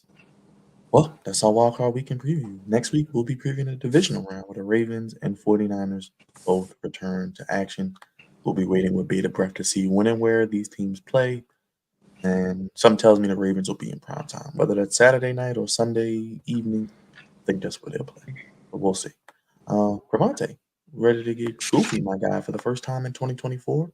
And we did a recap of 2023 if you want to tell the people about that as well. Oh, snap. Well, gosh, well, this was the first time I believe I've done, well, since I've been doing Goofies of the Year, where a late entry got into the top 3. It was, obviously the Commanders was the was the goofiest of the Goofy of the Year, but Russell Wilson and Sean Payton made the top 3 on a very late entry, and I just didn't like how the Denver Broncos handled, and Sean Payton, I mean Sean Payton representing the Denver Broncos, because asking a guy to restructure his contract, his injury clause or his contract or whatever, is crazy. Like, Russell Wilson has one of the few contracts that's like completely player friendly. And why would he adjust that? And for the Denver Broncos to ask that and say, if you don't, you're fired. And like basically you're fired, or you're going to be benched. Okay, whatever. Russell Wilson did exactly what he was supposed to do. Take that money. I think at the end of the day, I think it's 142 mil that he's going to get from Denver, basically to leave and or not play. I just thought that was that was completely goofy. And my other one, I had one more. Oh, you had John Morant, who unfortunately is out for the season after today's news. And I said, I guess I gave him a kiss of death. I said, don't be surprised if they make the play-in and they get hurt. Damn. So y'all remember John Morant's goofiness last year, his multiple suspensions and multiple instances of being goofy on top of goofy, doing the same goofy stuff over and over again with his gunplay, his altercations, and all the other stuff. So that was just a quick recap of goofies of the year. Make sure Now, you guys check that out. Let's get to Goofy because for the first time in 2024, he makes his return to the Flex Zone podcast. Yeah, of course. Something wrong here. Well, now that's goofy. all right. I'm not gonna try to keep you guys. We're coming in on a 90 minutes into the show, so I'm gonna try to. I'm not gonna keep you guys too long. I'm gonna try something different for year 10. Do some revamping and doing some things a little differently. So I'm just gonna talk about the levels of goofiness. I'm still thinking about what changes I want to make, but I'm gonna get away from. Well, I'm gonna see where it goes. See how I feel about see how I feel about things. I'm gonna get away from the cards and try something different.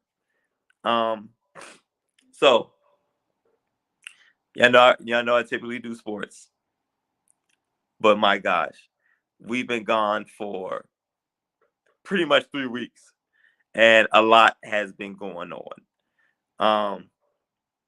So my goofies are actually non-sports related, but I still have my same levels of goofiness. We still got the high level goofy and the low level goofies.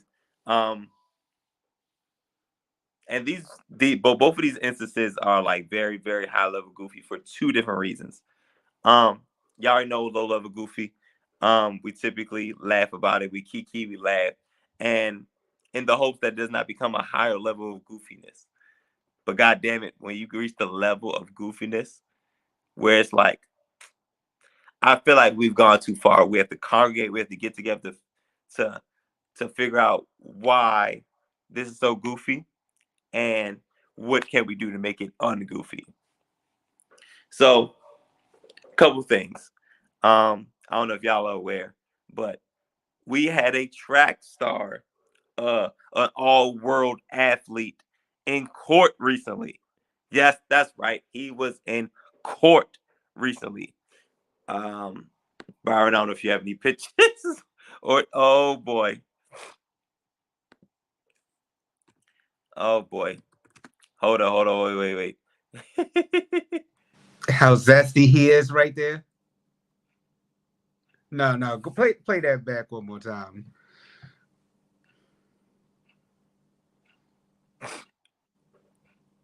Yo, so he dove like the Undertaker over the top rope, and then look at this zesty one right here.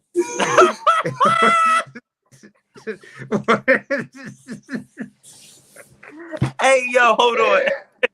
My man ain't been to fight a day in his life, yo. Yo.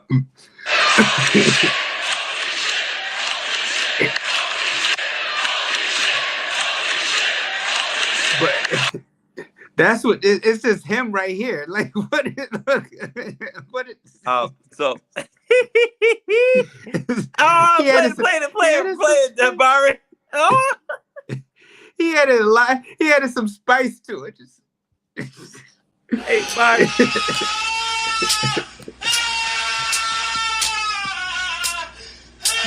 Hey, Dre, you said he was zesty.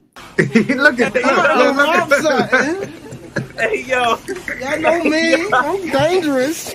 Hey, I'm about to go rob something. Y'all know me. I'm dangerous.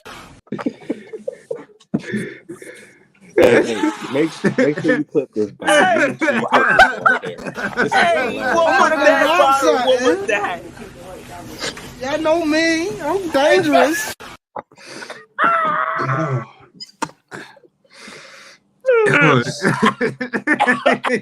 Hey.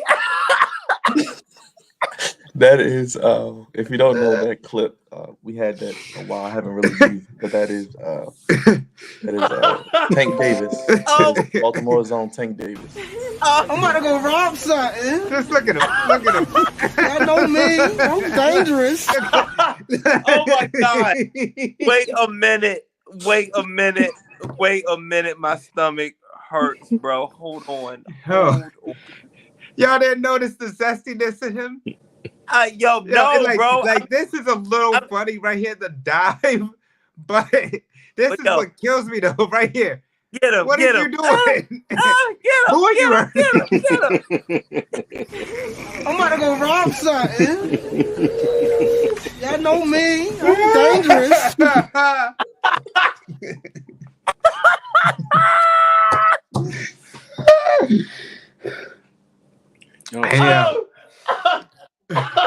Hey, hold on.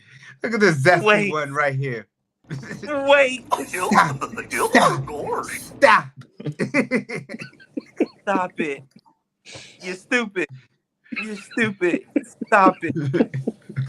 You're stupid. Oh my gosh. So I wanted to get the woman's name. Her name was Mary. Holta.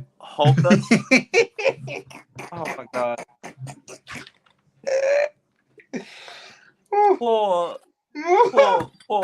Poor woman. She had no idea when she woke up that morning. Had no idea that she was going to be tackled into another dimension. She had no idea what was coming. I don't even think the brother, and his name was is it Diobra? I don't know if I pronounced it right, but his last name is Reedon.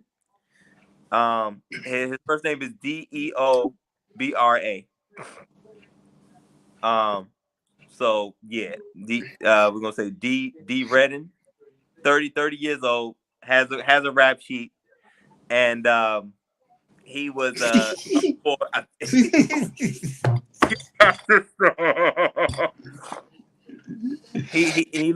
he seems as though he's gone before this judge before, and he seemed really familiar with him, and he played it to get off what have you.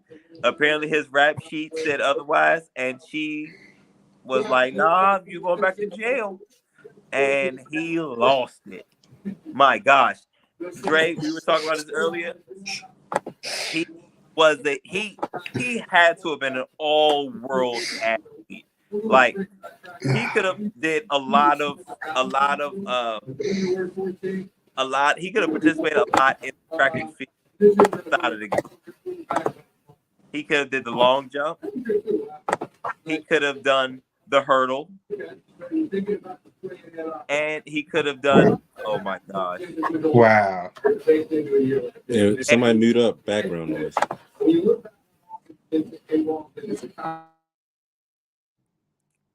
And he could have done the pole vault.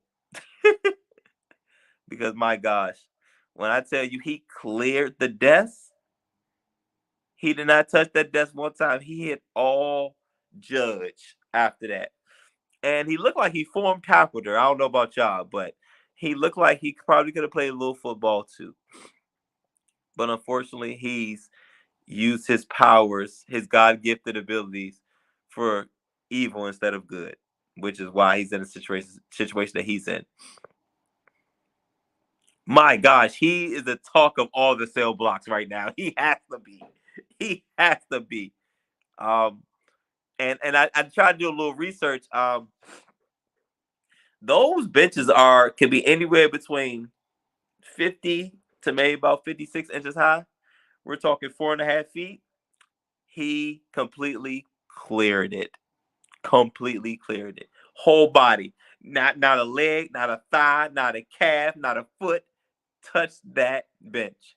And he connected with shoulder to her chest. Yo, it's crazy. And then Dre happened to point out the brother in the back getting his the zesty one. Stop. Right, stop. Stop. Look at the flick of the wrist. Hey, Rod, you said stop. Stop. Every time you hit it, you said stop. I'm about to go rob something. Y'all know me. I'm dangerous.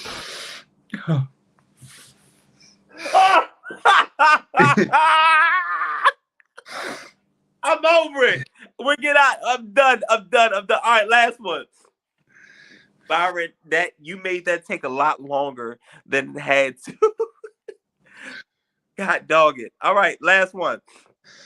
So y'all heard Cat Williams got folks out the bag, yo. Oh boy. Cat Williams out here telling all. Now, what makes this goofy is not that he's telling all, because Cat Williams is living in his truth, and he feels though he got called out, so he was here to set the record straight. And mind you, shout out to Uncle Shay Shay from Club Shay Shay, bringing Cat Williams onto his podcast, and shout out to his cognac, Dre, his Uncle Shay Shay's cognac. Hey yo, wow, Mr. Potato Head for real. His Dre,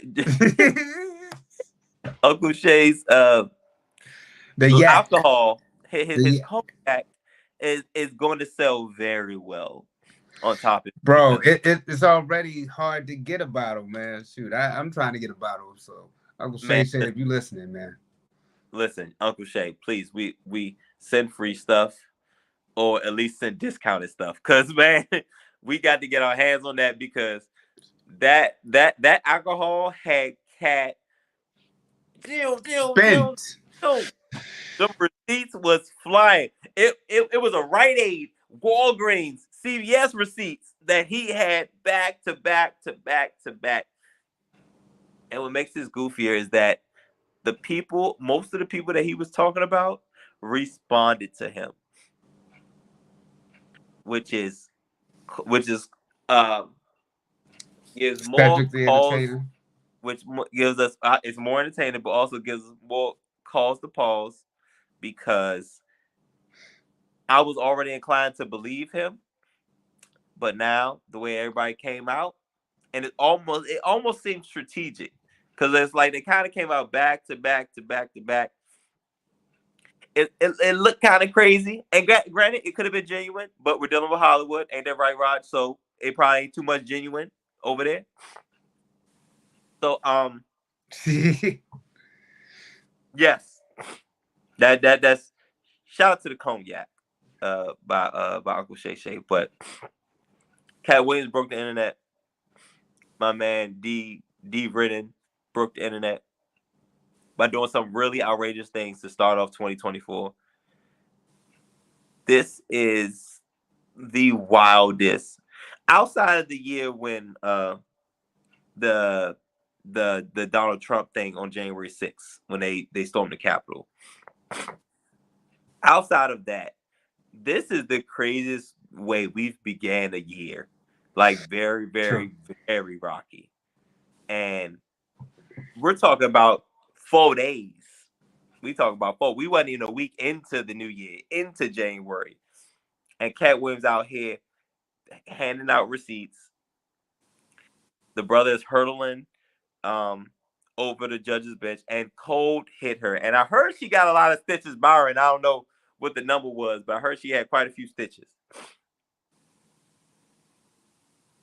25, I believe, or 22, something like that. Jesus. My gosh. She probably doesn't have to work another day in her life. Oh, my gosh. But what a way to start off 2024 with a bang in the entertainment world. Yet there's still more to come about this Cat Williams. Like, it's not over. It's not done. He talked about several other comedians, such as Ricky Smiley, Cedric Entertainer, Steve Harvey. Oh, boy. Oh, boy. Yeah, girl. I'm sorry. I just had to put this up there because this happened while we were gone.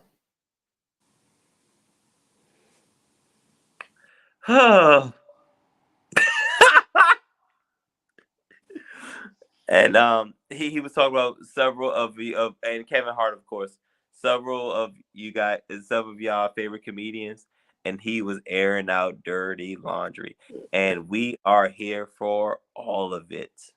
Cat Williams, keep speaking your truth. I can't wait to his next special. If he's if there is going to be another one, it has to be another special coming out. Anytime I think something It's crazy coming happens, out. It's coming. We need all that. We need all that. And I don't care whether it's on Netflix, Hulu, Peacock. I needs all parts of that. All parts. So that's it, guys. Those are my goofies. Goofies of the week. Mr. Cat Williams, airing out the goofiest and goofy of Dirty Laundry, and Mr. D. Ridden from so it was the actual Las Vegas courtroom. So it not only was it in Nevada, it was Las Vegas as well. Turning things up in the courtroom. The courtroom ain't been that lit since OJ. Okay, it has not been that lit since OJ. Let me tell you, for two completely different reasons, but nonetheless, a courtroom ain't been that crazy lit since OJ. So, like I said, whatever jail, prison, or whatever D. Ridden is in, boy, they getting a kick out of this. They are getting a kick. For those, I don't know, I've heard some folks in the jail system got TikTok, they got phones and stuff, they got access to internet and Wi-Fi and all that good stuff. TikTok got to be blowing up for whatever jail he in. It can only be crazy. Only be crazy. But nonetheless, those are my two goofies of the week. Those two situations, goofies of the week. Y'all know my line. There's a thin line between goofy and great. And these guys and situations are on the wrong end of it. Got to do better, guys. Got to do better. Of course. Something wrong here.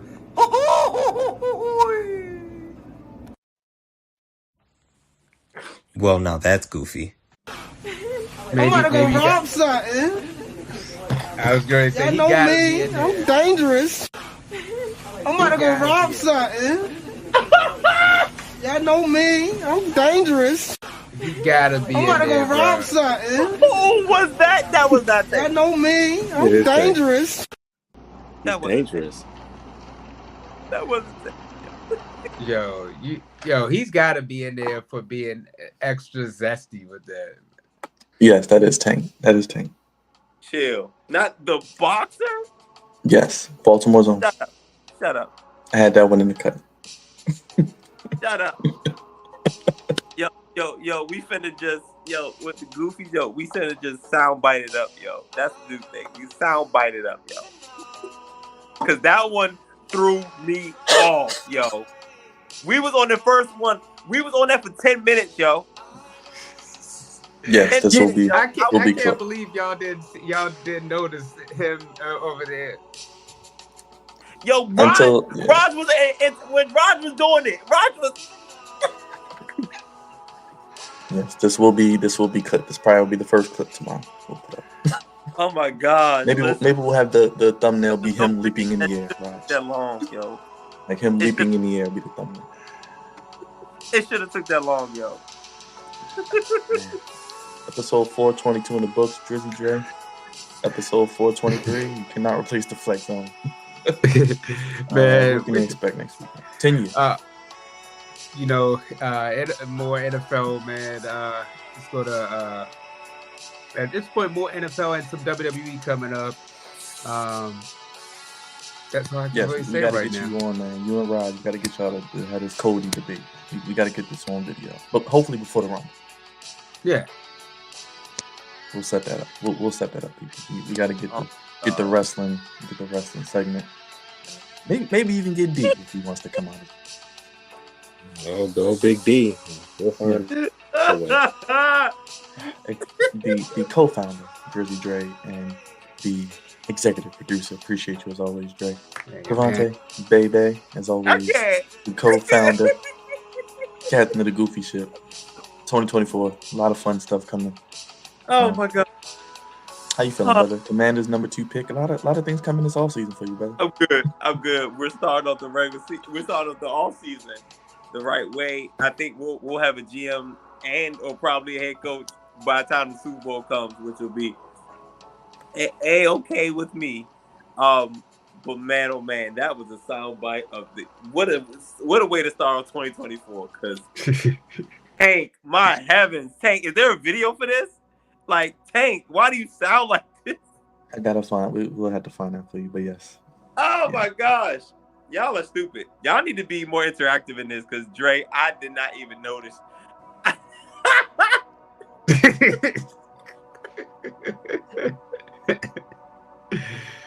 All right, yo, we done, yo. Big Raj, last but not least, social media producer. What can the people expect on the channel? What do they need to do if they watch this video or any of the videos on our channel? You hit the like and subscribe button, and you just check out some more of our content, man. That's all you got to do. I mean, we're pretty much making you laugh, as you can see, with goofiness every single video almost. But yeah, just check out the channel. You know, tell us what you think in the comment section. Tell us what you like and what you don't like. I mean, we'll probably hit you back and say that you're an idiot. Oh, I'm kidding. But, but no, seriously though, just check out the videos and leave a comment for it. Yes, another week of content. We're hitting you with something every day. We're gonna have clips from this episode tomorrow, especially that Goofies of the Week. Our other topics. We'll do something this week for AEW, of course, on Wednesday. Maybe live with some wrestling this weekend. I don't know. We'll see. More videos coming. And of course, next week, we're revving up for the Ravens as they play their game.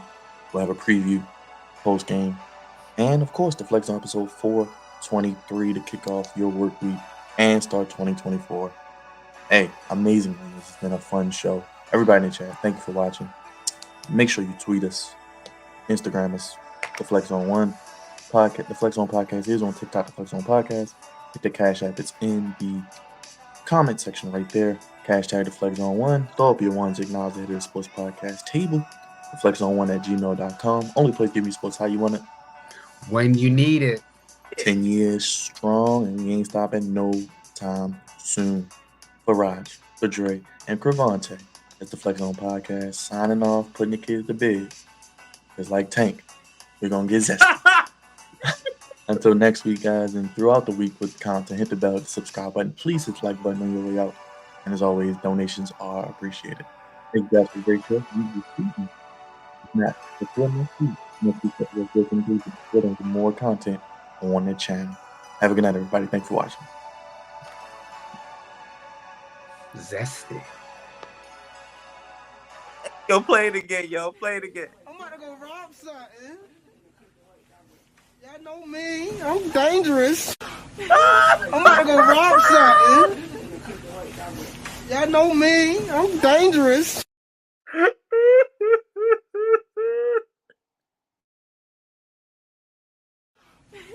I'm about to go rob something. Y'all know me. I'm dangerous.